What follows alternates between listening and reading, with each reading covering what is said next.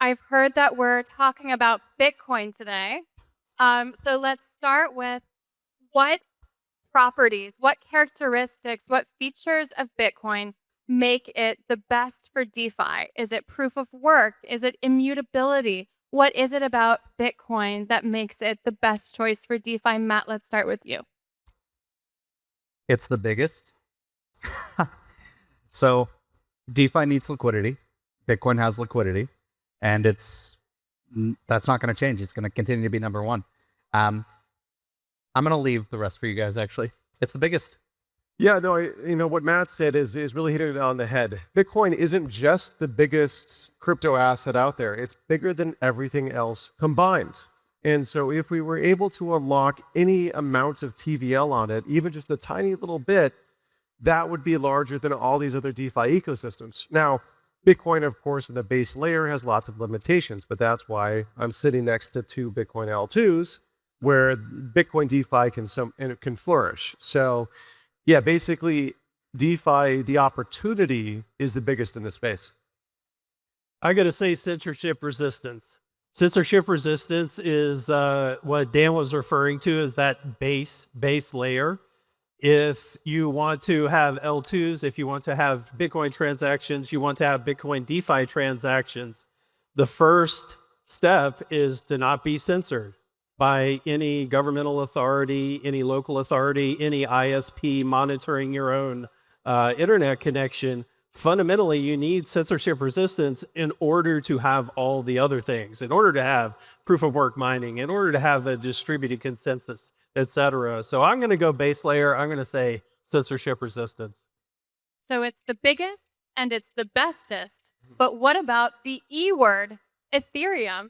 In 5 years, in 10 years, will these humans mostly associate DeFi with Bitcoin or with Ethereum? Bitcoin. Bitcoin, easy answer. One of the OG stories or prophecies that we would say in 2010 was that the world will try, innovate, work on existing and new technologies, beta test them on other chains, and then it comes back to Bitcoin, and it comes back to Bitcoin. Beta test. Yeah, it is. And it comes back to Bitcoin. Sorry, Amanda. With a trial by fire. And so it's been beaten up. It's been tested. It has a $1 trillion hacker bounty attached to it, and it hasn't been broken. Now it's coming back to Bitcoin. Test it. And I've got something else to add there where, for example, Ethereum is really interesting, cool technology where we saw DeFi flourish. And I think we owe a hat tip to Ethereum, where we're like, there's a lot of cool things that came out of it, lending and borrowing, yield farming, NFTs. NFTs are a unique asset, by the way, that isn't competitive with money. These were innovations that Ethereum, what's funny is Bitcoin looked at some of these in the early days. Like, for example, NFTs didn't start on Ethereum. They started on Counterparty way back in the day. So, but, so essentially when you look at Ethereum DeFi and Bitcoin DeFi, yes, Ethereum can do a lot more cool stuff on the base layer, but it forgets that the core point of the whole thing is to have a sound money, an underlying asset with a credible monetary policy. The Ethereum team constantly changes their monetary policy, which instead of suits, you have developers doing it. And so with the Bitcoin's monetary policy, it's a much more sound foundation to build on. And so I think, when you look at a better foundation to build on, it's going to be on Bitcoin. Even though Ethereum can do all of this cool stuff, I do think Bitcoin L2s, I do think potential changes to Bitcoin's base code, for example, adding OPCAT or other software proposals, you can get this, I would say, much more expressive ecosystem on top of Bitcoin. Matt, you've built on both. Tell us, do you really think in 5 years that everyone here is going to associate DeFi with Bitcoin way over Ethereum? That's going to be the mental model? Yeah, I have terrible news for you and for everyone here in the crowd, because you guys aren't the ones that matter for this discussion. It doesn't matter if at TOKEN2049 we're like, well, actually Ethereum is good at this, but Solana does this, but Sui does. The whole world, when they think of crypto, not just DeFi, think Bitcoin first. That's today, not in 5 years. So I would probably guess that if you were to talk to family members who aren't in the trenches with the rest of us, they already think Bitcoin is DeFi. And it's incumbent on everyone else as number 2, 3, 5, 6, 120 to convince the world otherwise. So I think, and this isn't, I'm not happy about this as an engineer or as an entrepreneur, but as a realist, Bitcoin is already won and someone else needs to throw it down if they want mainstream adoption of DeFi. But let's talk about another group of people that may be represented in this room, but that certainly is represented in the news a lot, and that's moving markets around, which is institutions. People are calling this the capital market cycle for crypto. We have ETFs, we have digital asset treasury companies, we have all kinds of different publicly traded vehicles, and then we also have folks like BlackRock coming in and tokenizing assets and choosing blockchains to build on. It certainly seems like a lot of those institutions are choosing Ethereum as that infrastructure. What is the pitch to institutions to build on Bitcoin and to move RWAs, let's say, to move their existing assets onto the Bitcoin blockchain? So I'll say the pitch I'm hearing is inbound from DATs that have Bitcoin on their balance sheet. Yeah. And they say, how do we DeFi it? How do we make it go further? And so it's not our pitch to them that Bitcoin is awesome. They already know Bitcoin's awesome. They are already holding Bitcoin on their balance sheet. And if you're going to be the most boring DAT in any stock market, you're going to go with the well-tried, well-tested playbook, the Michael Saylor playbook, the hold Bitcoin playbook. And so that's the playbook that's actually accepted right now in DATs. It's the base layer, the table stakes for DATs. And taking, more risk is viewed as like the Bitmine holding ETH or holding Solana or some of these other tokens it's new to the market versus what Michael Saylor playbook has been doing for years. And so the market actually has comfort with Bitcoin that it doesn't with other tokens. But what about asset tokenization? Oh, Mustang. I think institutions that take our space seriously, that have in-house engineering teams, that are building something that we would call values aligned, that's censorship resistant, and they're just choosing the tech. I think the work you did at the Enterprise Ethereum Alliance, it's been there. And I think a lot of the thing is, the people that allocating the capital, though, who don't have huge engineering teams and who aren't dev first and who aren't tech first and who are money first, feel differently. So when I look at something on Ethereum and then I look at something on Bitcoin, a lot of the stuff that's been built on Bitcoin has Lindy, but a lot of these L2s and these other solutions don't. In fact, a lot of them are EVM based. So I think we're going to run into a world where Bitcoin, the asset, wins. Ethereum, the technology, wins. The question of where that leaves ETH is to the reader. But yeah, so I do think institutions, though, like the tech. I mean, I'll throw a little bit of additional color in here, which a real world asset, when you bring it on chain, it's called like wrapping it or bringing it on chain. And so you have trust assumptions. If I take my car or a watch and I put it on the blockchain, we've got some sort of authority that gives it validation, that someone goes, okay, I verify or validate that this real world thing exists on chain. Because of that inherent weakness, stablecoins, centralized stablecoins have the same problem, like Tether, Circle. They can fully censor transactions and whatnot. I've got a feeling that in the long term, all the big banks, I'm not sure how competitive public blockchains will be versus private ones or semi-private ones due to RWAs already being completely censorable. And, really, putting it on a blockchain really only allows it to have more fluidity. You could dump it into different smart contracts, etc. But inherently, it'll be semi-centralized. So you're saying that RWAs will come on chain via private instances of the Bitcoin blockchain? No, I'm saying that I don't think many of the public blockchains will accrue the RWA value because I just don't see the big banks going like, sure, cool, put it on a public blockchain and not something like that's like something semi-controlled by them. I know this is a 2017 narrative, but I find it kind of crazy that they would do that when they could just go build something else that's like completely under their control. Let's talk about building. So we have some builders on stage. One thing that I've been seeing a lot in the market recently is infrastructure that settles out to the Bitcoin blockchain at the base settlement layer. And a lot of those things look like sidechain architectures that use the Bitcoin blockchain for security and final settlement, but that use all kinds of other things for moment-to-moment transactions.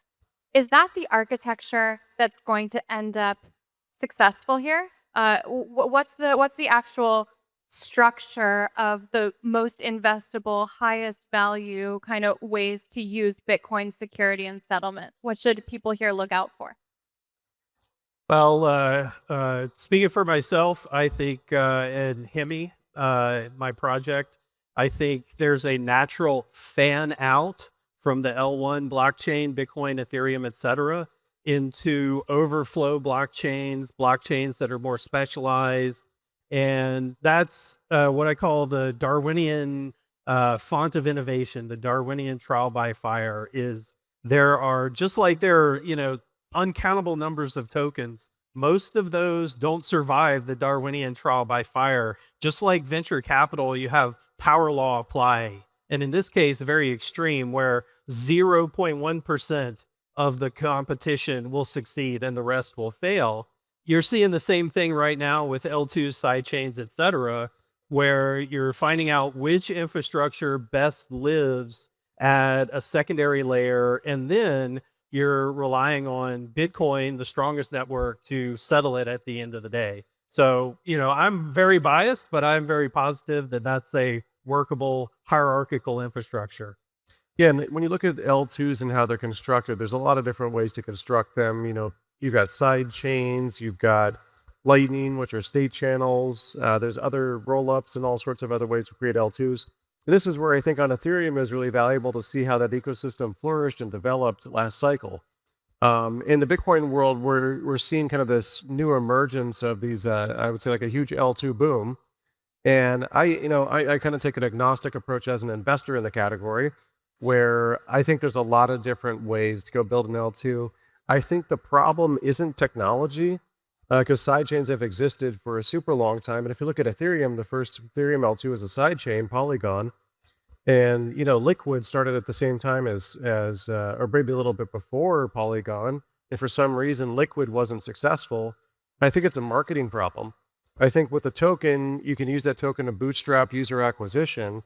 And through that, that's how I think Polygon demonstrated that a sidechain can, even though it's quite a primitive L2, can work. So yeah, I think there's a lot of different ways to build an L2. I don't think there's going to be a winner take all. And I'm certainly excited to see all the builders build out these L2s. So funny. Architecture. Yeah, funny. No, I remember the question. I'm collecting my thoughts.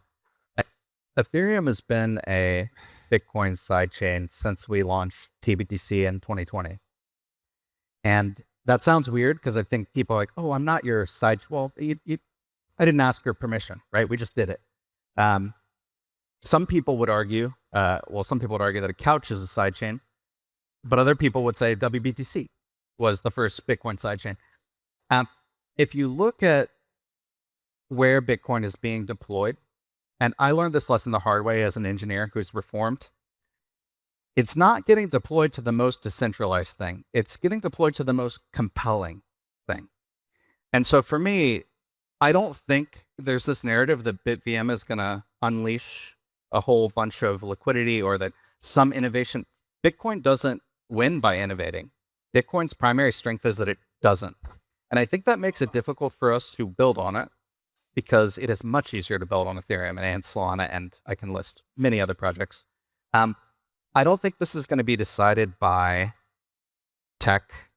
I would love it if it were some fancy BitVM plus ZK plus OPCat combo where everything is trust minimized.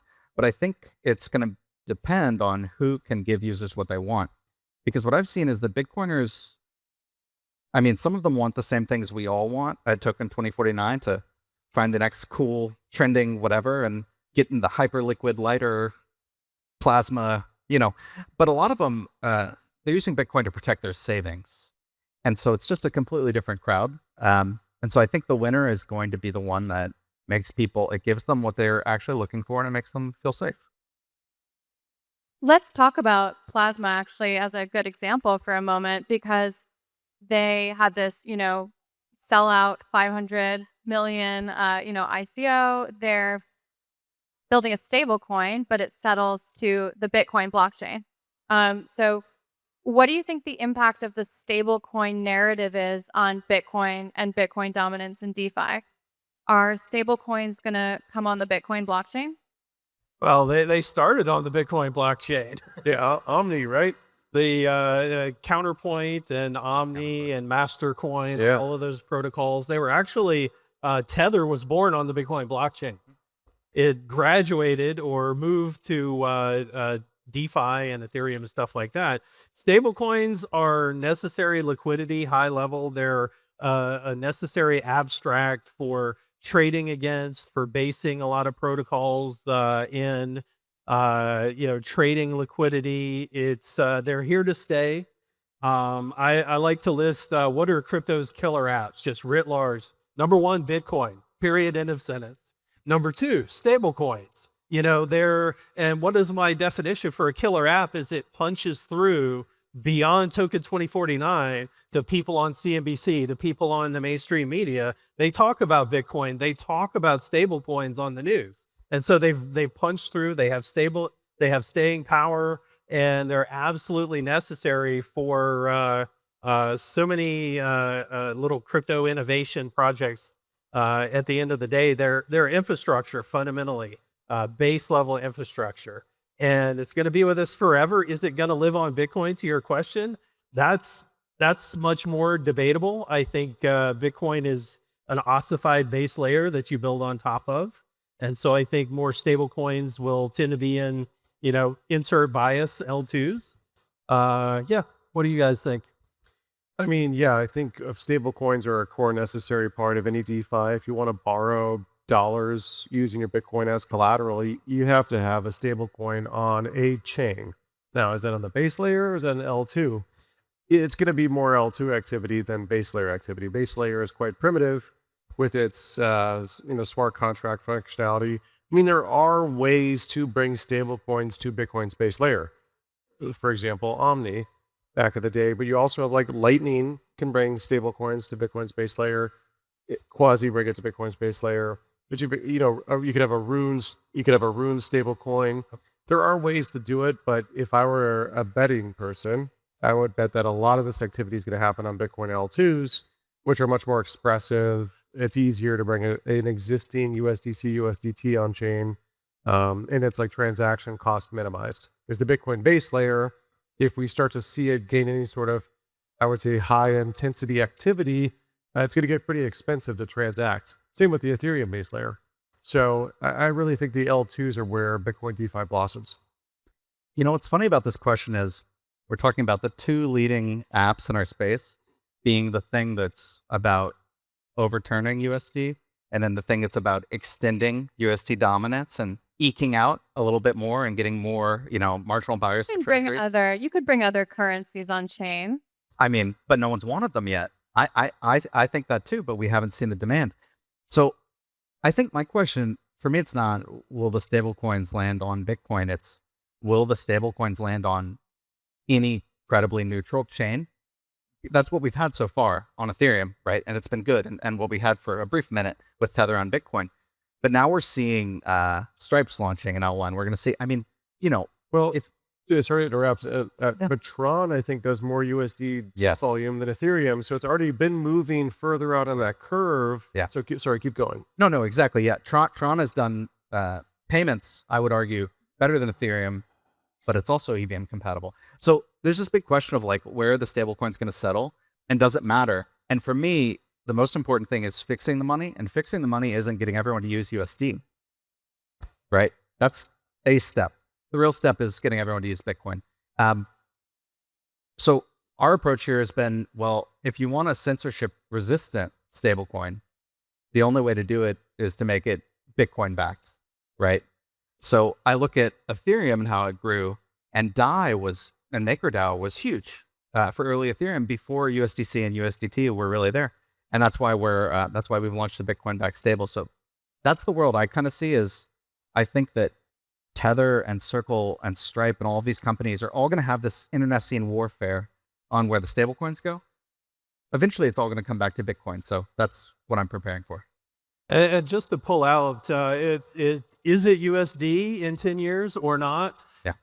One of the really, really interesting things to me as a geopolitics nerd is that the US government has run out of buyers for US treasuries. Yep. And guess who's the big buyer now? Circle. Exactly. You know, it's right behind Germany as one of the largest holders of T-bills is Tether, right? And China decelerated its buying of U.S. T-bills, and now it's stablecoins. So it's the new Marshall Plan. Oh, it is, and it's either, you know, optimistically for America, and this is getting a little bit political. America wants the dollar to be dominant, and they see stable coins and crypto as a vehicle for that dominance. But everywhere I've been this year, everywhere with a strong fiat currency that's not the US dollar is finding ways to tokenize it and bring it on chain right now. That's the question. You know, I think we are going to have many more currencies on chain, but let's divert from stable coins to another important aspect of DeFi. And actually, Vitalik wrote a blog about this, basically saying that low yield DeFi is open for business, and basically saying he feels comfortable with that product. But on Ethereum, there's native yield. All these folks who are interested in Bitcoin DeFi, how can they evaluate where the yield comes from? What is a good source of yield in Bitcoin DeFi? I think the meta question is you're addressing, which is excellent, is you got to investigate the yield. No two yields are the same. Some yields are, you know, 100x leverage based. And they never share exactly what the risk is. That's How right. do you evaluate the risk associated with the yield number? So for all these good people, when they're using Bitcoin DeFi, how should they think about it? So we have a lot of discussions right now about yield with regards to Hemi and Bitcoin and how to bring Bitcoin staking, how to bring Bitcoin yield in a low risk way to users. And there are a number of different ways, like lending markets, they're lower risk, they don't involve leverage. There's some other techniques that you can use low risk, but then it quickly dials up to pretty high risk. And so there's kind of just two tranches. There's stable and you're getting basis points, and there's leverage and you're getting percentage points. That's what I'm seeing right now. So, Juthika Chow, former Goldman Sachs derivatives trader, she created LedgerX, the first options trading platform in Bitcoin, and she used to head up Kraken's OTC derivative desk. She distills this dilemma down really succinctly, where she says that all yield is simply monetizing you for some tail risk event. So whatever the risk may be, there's some risk baked in there, and you're trying to figure out, are you getting compensated for that risk? And that's a very subjective thing. So all in all, basically understands what your risk is and then decide if the yield is worthwhile, not the other way around. Don't look at the yield and use that as your guide for what to do. Start with the risk that you're willing to take. And, you know, for example, like if you sell covered calls, you know you're selling your upside. It's a very explicit sort of compensation for your risk. But, you know, that's just one example. Every single one of these has an example of what you're risking to earn it. So understand the risk is my advice. Guys, if there's one thing you take away from this discussion, if you don't know where the yield comes from, you're the yield, right?